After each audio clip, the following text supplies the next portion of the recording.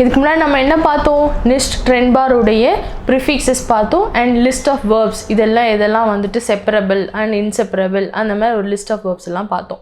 இப்போது அதே இன்செப்பரபிள் வேர்ப்ஸை ஒரு சென்டென்ஸில் எப்படி யூஸ் பண்ணுறன்றதை இப்போ நம்ம பார்க்கலாம். ஸோ ஃபர்ஸ்ட் எக்ஸாம்பிள் நான் வந்துட்டு பெசுஹென், அதாவது இங்கே பார்த்தீங்களா இந்த பிஇ இருக்குல்ல, இதுனா என்னது? இது இன்செப்பரபிள் வேர்ப்ஸோடைய ப்ரிஃபிக்ஸஸ். ஸோ அந்த பிஇ இங்கே ஆட் ஆயிருக்கு. It's a prefix. சூஹென்றது வேர்ப். ஸோ அதோட மீனிங் என்ன? பெசுஹென்னா டு விசிட். ஓகே, இப்போ இதை ஒரு சென்டென்ஸில் நம்ம யூஸ் பண்ணணும்னா அதுக்கு முன்னாடி ஒரு சாம்பிள், அதாவது ஒரு இங்கிலீஷ் சென்டென்ஸை பார்க்கலாம். I visit my friend on Sunday. இப்போது நான் I visit my friend on சண்டேன்னு வந்து ஜெர்மனில் நான் அந்த சென்டென்ஸில் எழுதணுன்னா I should write like I is what?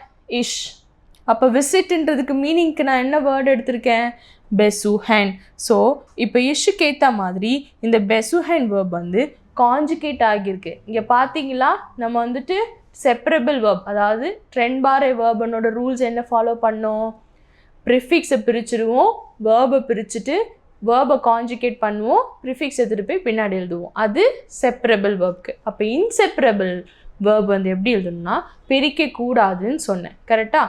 அது அப்படியே மொத்தமாக ஒரு வேர்டாக, அதாவது இன்ஃபினிட்டிவ் ஃபார்ம் ஆஃப் வேர்பை எடுத்து அந்த ஸ்டெம்மை சேஞ்ச் பண்ணி அக்கார்டிங் டு த பர்சனுக்கு ஏற்ற மாதிரி காஞ்சுகேட் பண்ணி எழுதணும். அப்புறம் ஏன் மேம் இதுக்கு பேர் இன்செப்பரபிள்னு வச்சுருக்காங்க? ஏன் இப்படி கன்ஃபியூஸ் ஆகுது? அப்போ நார்மல் வேர்பாகவே விட்டுருக்கலாமே, இதுக்கு ஏன் ஒரு இன்செப்பரபிள் வேர்புன்னு சொல்லிட்டு ஒரு பேர் இருக்குது அப்படின்னு கேட்டிங்கன்னா, நான் ஃபஸ்ட்டே சொல்லியிருக்கேன், சூஹென் அப்படின்னா அது ஒரு வேர்பு, அப்படி ஒரு மீனிங் வந்து டு சர்ச்ன்னு சொன்னேன். அப்போ பெசுஹென், இந்த பே ஆட் ஆன உடனேயே வேறு ஒரு வேர்ப் மீனிங் வருது பார்த்தீங்களா, டு விசிட்ன்னு சொல்லிட்டு. இதால தான் அந்த கன்ஃபியூஷனே. அப்போ சூஹென் பெசுஹென், இப்போ இங்கே வந்துட்டு சூஹென் பக்கத்தில் ஒரு ப்ரிஃபிக்ஸ் ஆட் ஆனதுனால ஓகே நான் இதையுமே செப்பரபிள் வேர்பாக நீங்கள் கன்ஃபியூஸ் ஆகிடுவீங்களே, அதுக்காக தான் இதை இன்செப்பரபிள் வேர்புன்னு சொல்கிறாங்க. இந்த ப்ரிஃபிக்ஸை பேஸ் பண்ணி நீங்கள் வந்துட்டு உடனே ஓகே இந்த வேர்புக்கு முன்னாடி இருக்குது, இதை வந்து நான் பிரிச்செல்லாம் நீங்கள் நினச்சிருவீங்கல்ல, அதனால தான் இதெல்லாம் ஒரு லிஸ்ட் ஆஃப் ப்ரிஃபிக்ஸை கொடுத்து பிரிக்கலாம், இதை பிரிக்கக்கூடாதுன்னு சொல்லியிருக்காங்க.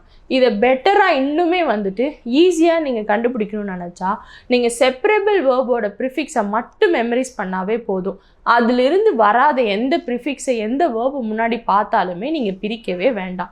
தனியாக இதை மெமரைஸ் பண்ணணுன்னு கூட எந்த அவசியமும் இல்லை. ஓகே, இப்போ இதை எப்படி சென்டென்ஸில் யூஸ் பண்ணியிருக்கோம்? நார்மல் வேர்ப் கான்ஜுகேஷன் மாதிரி தான் யூஸ் பண்ணியிருக்கேன். இஷ் பெசுஹே மைனன் ஃப்ராய்ண்ட் அம் சோன்டாக். ஓகே, இஷ் பெசுஹே மைனன் ஃப்ராய்ண்ட் அம் சோன்டாக். இதை normal verb conjugation. For example நான் இப்போ தூ பர்சனில் செகண்ட் பர்சனில் கான்ஜுகேட் பண்ணாலும் தூ பெசுக்ஸ்ட், அப்போ தேர்ட் பர்சன் ஏர் பெசுக்ட். நார்மல் வேர்ப் கான்ஜுகேஷன் மாதிரி தான் நம்ம ஃபாலோ பண்ண போகிறோம். த நெக்ஸ்ட் எக்ஸாம்பிள், ஐ ஆம் செல்லிங் மை கார். ஐ ஆம் செல்லிங் மை கார். இதை எப்படி ஜெர்மனில் எழுதணும்னா செல்லிங்ன்ற வேர்ப், அதாவது டு செல், அந்த வேர்ப் என்னன்னு பார்த்தீங்கன்னா ஃபெர்கௌஃபென், அதுதான் இன்ஃபினிட்டிவ் ஃபார்ம். இப்போ அதை பர்சனுக்கு ஏற்ற மாதிரி நான் கான்ஜுகேட் பண்ண போகிறேன். இஷ் ஃபெர்கௌஃபே.